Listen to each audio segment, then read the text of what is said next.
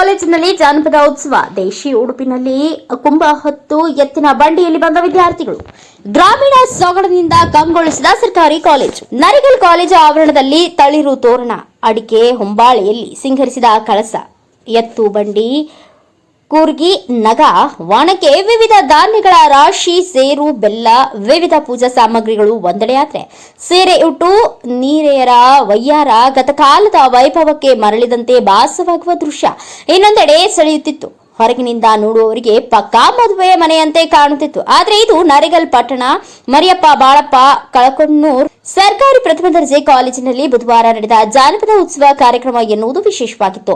ಈ ಮೂಲಕ ಗ್ರಾಮೀಣ ಭಾಗದ ಸಂಸ್ಕೃತಿ, ಸಂಸ್ಕಾರ, ಸಂಪ್ರದಾಯಗಳನ್ನ ಮುಂದಿನ ಪೀಳಿಗೆಗೆ ಪರಿಚಯಿಸುವ, ಗ್ರಾಮೀಣ ಸೊಗಡನ್ನ ಹಚ್ಚ ಹಸಿರಾಗಿಡುವ ಪ್ರಯತ್ನವನ್ನ ಕಾಲೇಜಿನ ಪ್ರಾಧ್ಯಾಪಕರು, ವಿದ್ಯಾರ್ಥಿಗಳು ಮಾಡಿದ್ರು. ಇವರ ಸಂಭ್ರಮವನ್ನ ನೋಡಲು ಮಜರೆಹಳ್ಳಿ ಗ್ರಾಮಸ್ಥರು, ಪಾಲಕರು, ಸ್ಥಳೀಯರು ಬಂದದ್ದು ವಿಶೇಷವಾಗಿತ್ತು.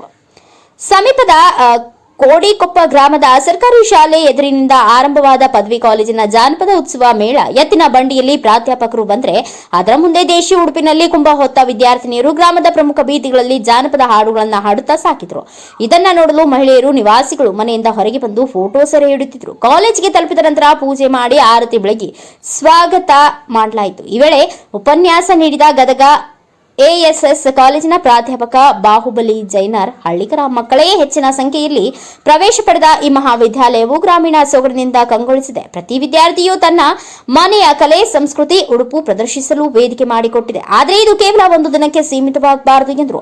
ರೈತರ ಭೂಮಿಯನ್ನ ನಂಬಿ ಬೀಜ ಬಿತ್ತುತ್ತಾನೆ, ಆದರೆ ಅವನನ್ನು ಪ್ರಕೃತಿ ಕೈಬಿಡುವುದಿಲ್ಲ. ಫಲ ಬರುವವರೆಗೂ ತಾಳ್ಮೆಯಿಂದ ಕಾಯುತ್ತಾನೆ. ಹಾಗೆ ವಿದ್ಯಾರ್ಥಿಗಳು ಶಿಕ್ಷಕರನ್ನ ನಂಬಿ ಕಲಿಯಬೇಕು, ಅವರನ್ನ ಗೌರವಿಸಬೇಕು, ತಾಳ್ಮೆಯಿಂದ ಗುರುಗಳು ಹೇಳಿದ ಮಾತನ್ನ ಪಾಲಿಸಬೇಕು, ಆಗ ಫಲ ಸಿಗುತ್ತದೆ ಎಂದರು. ಕೋಟಿ ರೂಪಾಯಿ ಕೊಟ್ರ ಸಿಗದ ಸಾಹಿತ್ಯ ಜಾನಪದದಲ್ಲಿ ಇದರಲ್ಲಿ ಹೆತ್ತವರನ್ನ ಹೇಗೆ ಗೌರವಿಸಬೇಕು, ಅತಿಥಿ ಸತ್ಕಾರ ಹೇಗೆ ಇರಬೇಕು ಎನ್ನುವ ಮಾರ್ಗದರ್ಶನವಿದೆ. ಅದನ್ನ ನಿಜ ಜೀವನದಲ್ಲಿ ಅಳವಡಿಸಿಕೊಳ್ಳಬೇಕು ಎಂದರು. ಪ್ರಾಂಶುಪಾಲ ಎಸ್ಎಲ್ ಗುಳೇದಗುಡ್ಡ ಮಾತನಾಡಿದರು. ವೇದಿಕೆ ಕಾರ್ಯಕ್ರಮದ ನಂತರ ಹಳ್ಳಿ ಸೊಗಡಿನ ಸ್ಪರ್ಧೆಗಳು, ಜಾನಪದ ವಿಭಾಗದ ಸ್ಪರ್ಧೆಗಳು ನಡೆದವು. ಈ ವೇಳೆ Shivamurthy Kurer, SS Sudi, Sunanda Munji, Jayashree Mutgar, Anjanamurthy, KH Anil Kumar, Shashikala, VS KR Patil, Nasreen Banu, Jamadar Virupaksha, Shivappa Kurbar, Ayyappa, MF Tahsildar, VC Illur, VK Sanganal ಸೇರಿದಂತೆ ಅನೇಕರು ಉಪಸ್ಥಿತರಿದ್ದರು.